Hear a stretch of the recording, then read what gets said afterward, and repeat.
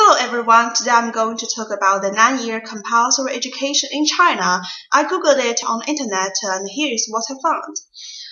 The 9-year-old compulsory education is people-oriented, and the basic goals of it are to fully implement the scientific concept of development and to popularize the 9-year compulsory education and to implement the quality education and to guarantee people's right to education, to promote the comprehensive development of human beings. And the legislative purpose of it is to guarantee the children and juveniles of school age their rights to education and to guarantee the compulsory education and the implementation of it and to improve the quality of all people in China. This is something about the policy and about the strengths and weaknesses. In China, this law has been passed in April in 1986. So this is the first time in China to fix the free compulsory education in a form of the legal way, and that is to say, the children from that time on, they must accept 9 years of compulsory education.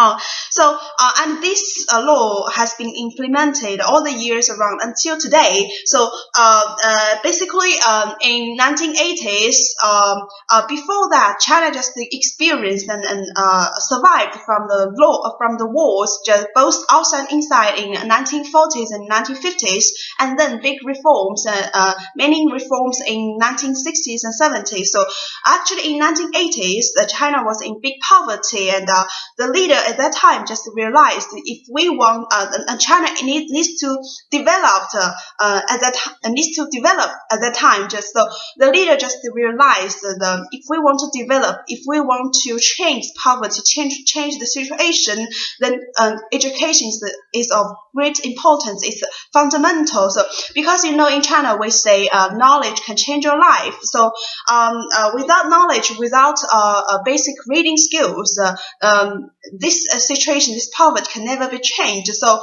just at that time, the leaders, they discussed and they are very productive and then just passed this law. Actually, until today, this law has been implemented for over 30 years, and the result is obvious. It is very effective. Over the 30 years, many children, they may not have the access to education because of poverty, but they accepted because of the policy, accepted a basic education, and even went to college to accept a higher education, and this totally changed their lives.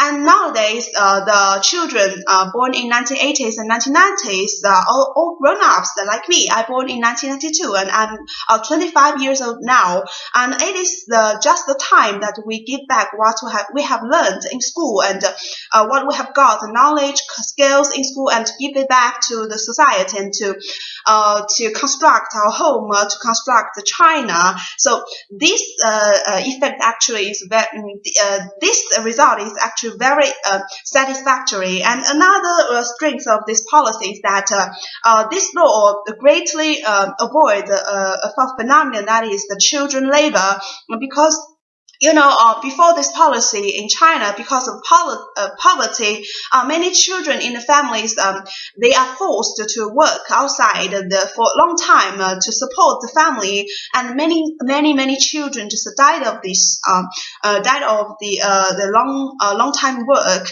So this law basically changed that phenomenon. This is another strength of it. And for the weaknesses, every coin has two sides.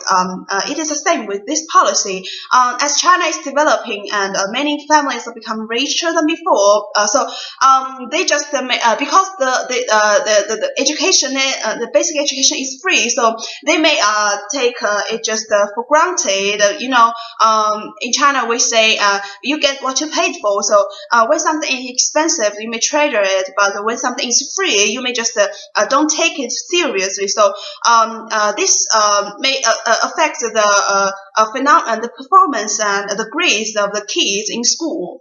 So this is one weakness, and for another weakness that is about the 9-year compulsory education, the years.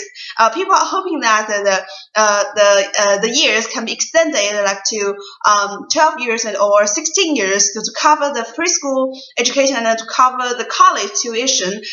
Because in China, as China is developing very fast, but there's still some kids. They are in the remote villages or in some remote places. They are still the families are still very poor. So we cannot afford to go to a college. So people are hoping maybe in the near future that the college can also be compulsory. So all the kids, the poor kids, they can also afford to go to college. So this is another weakness of the policy. And about the reflect on the schools and learnings about of the policy. For the schools, you need to, because of the policy, you need to hold all that school age students into the schools. So there must be enough schools in every district to hold all that students, and also the schools need to be big enough, and there need to be enough qualified teachers and irrelevant teaching materials, and all the infrastructures must be fully equipped. And so and this is one effect on the schools, and another one is that because the education is free, so there is not allowed it's not allowed that schools to charge the students and any other things at any reason. So that is not allowed. The students needs to go to school to accept the learning to education just free. So this is another effect on school. And as for learning, although the basic education is free, but it also needs to meet some demands of the government. So the teacher needs to teach the children and need to give knowledge to meet the curriculum standards that is regulated by the government, by the Education Bureau. Like in China, in primary school, students need to learn Chinese, mathematics, and English, and science, art, music, and PE. And when they enter junior school, there are more academic subjects added, like physics, chemicals, biology, politics, history, and geography. And when they enter senior schools, they need to choose between liberal arts subjects and science subjects, and they need to work very hard to pass the college entrance examination. Because in China, this examination is very famous for its hardness. So the students need to be very competitive in this examination to win, so they can enter. So they can be enrolled in a satisfactory school, college, or universities in the future. So this is the effect on the learnings. So basically, this is all about my theories about the policy.